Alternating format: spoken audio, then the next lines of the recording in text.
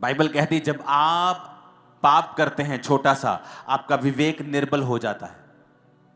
क्या हो जाता है? कमजोर हो जाता है।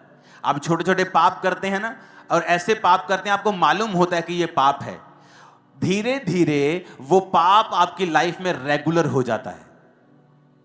अगर आपके शरीर को थकावट हो जाए एक दिन तो बहुत महसूस होती है, लेकिन जब लगातार वो चलती जाती है आप हैबिचुअल हो जाते हैं कि ये प्रॉब्लम आपकी लाइफ में है। जब एक व्यक्ति छोटे छोटे पाप करता है, आंखों का पाप, व्यभिचार, कुछ मोबाइल पे देख लिया, कुछ गलत काम कर लिया, उसका विवेक निर्बल हो जाता है। जब आप निर्बल हो जाते हैं, तब अगर आप अपनी निर्बलता का इलाज ना करें तो आप मर जाते हैं।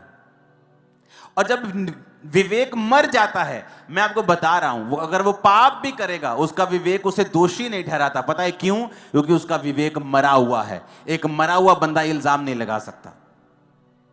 एक मरा हुआ व्यक्ति नहीं कह सकता वो तेरे मुंह पे दाग लगा हुआ है, वो तेरे कपड़ों पे दाग है। मरा हुआ व्यक्ति नहीं कह सकता।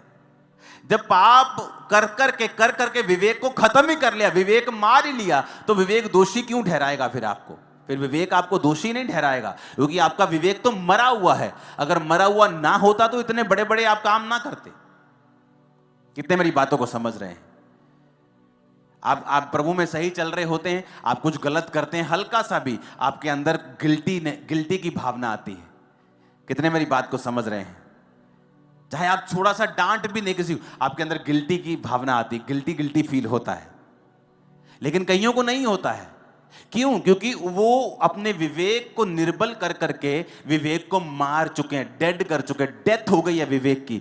अब वो कुछ भी कर रहे हैं क्योंकि उनका विवेक उन्हें दोषी कहते हैं। विवेक दोषी नहीं ठहराता तो आप दोषी नहीं। बाइबल ऐसा नहीं कहती। बाइबल कहती है वचन तुम्हें दोषी ठहराता है, सिर्फ विवेक नहीं।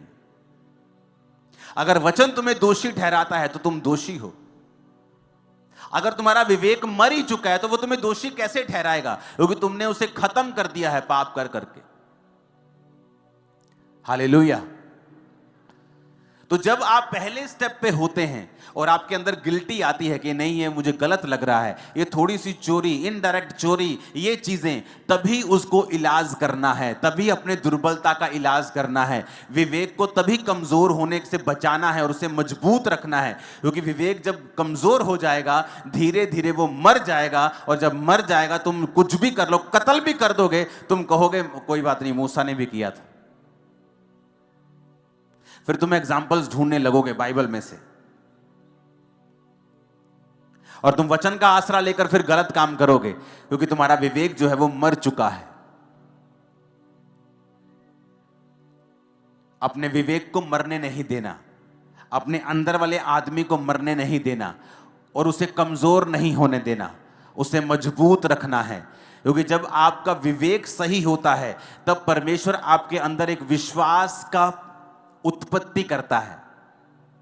अगर आपकी लाइफ में एक बड़ा काम आपको करना है कि ये मेरी लाइफ में हीलिंग होनी चाहिए, खुदावन ये मेरा बेटा बचना चाहिए, प्रभु ये मेरी बेटी मसीह में आनी चाहिए, प्रभु मेरा हस्बैंड मसीह में आना चाहिए, उसके लिए आपको संपूर्ण फेथ चाहिए कि आप प्रार्थना में बैठे, खुदावन मेरे हस्बैंड के दिल, दिमाग, रुचि, जिस्म, जान पे अपना अधिकार कर। जितनी अंधकार की शक्तियां इसके जीवन में मैं डांटती हूं, यीशु के नाम में इसके जीवन को छोड़ के जाए।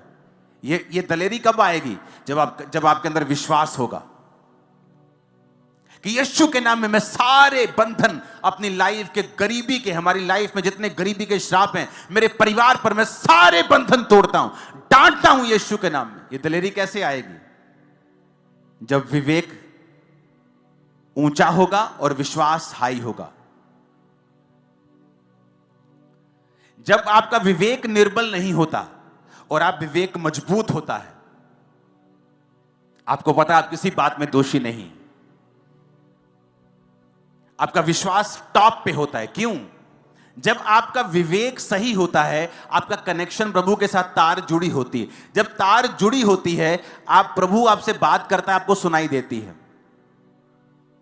निर्बल विवेक में जब प्रभु बात करता है तो कभी सुनाई देती है, कभी आधी सुनाई देती है, कभी अधूरी, कभी सुनाई देती है, कभी सुनाई देती नहीं है।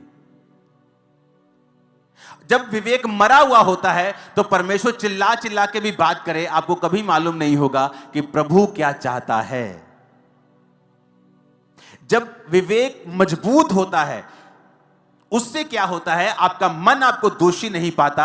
आप जब प्रार्थना करते हैं, प्रभु के सामने जाते हैं, तो आपको एक हियाव होता है कि मैं जो मांग रहा हूं परमेश्वर मुझे देगा। बाइबल का जो विश्वास है आपके अंदर एक अजीब रीति का बन जाता है। और जब आपका विश्वास बढ़ने लगता है, आपका विवेक हाई लेवल पे होता है, आप प्रेयर करते हैं और शैतान भागता है। कितने मेरी बात को समझ रहे हैं? क्यों? अब आपको मालूम शैतान क्यों आपके विवेक को निर्बल करना चाहता है? ताकि आपका विश्वास कम हो, आपका कनेक्शन कंप्लीट ना हो, आपको प्रभु की आवाज सुनाई ना। आपको मालूम है एक बात, परमेश्वर हर एक जन से बात करता है। जरूरी नहीं वो आपसे कानों में बात करे, लेकिन वो हर एक जन से बात करता है।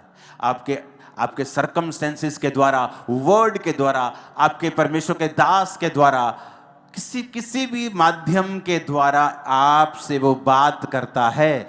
अगर आपका विवेक निर्बल नहीं है, अगर आपका विवेक मरा हुआ नहीं है, आप उसकी बात को झट समझ जाते हैं, चाहे वो 4 साल का बच्चा क्यों ना हो, कि ये बात मुझे परमेश्वर ने बोली है।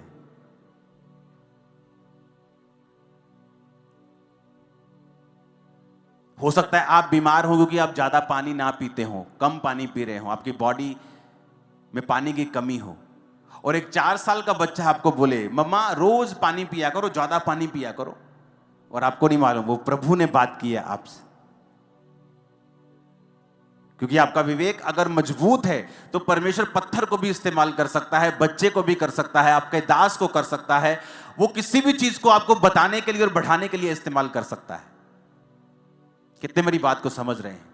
और शैतान क्या करता है, वो आपको एक छोटा सा पाप देके आपके विवेक को निर्बल करता है और मार देता है, ताकि प्रभु चाहे चिल्लाए भी आपको कभी समझ नहीं आएगी प्रभु क्या चाहता है। अपने विवेक को जीवित रखें और फिर देखें ये जर्नी कितनी एक्साइटमेंट से भरी हुई है, आशीषों से भरी हुई है।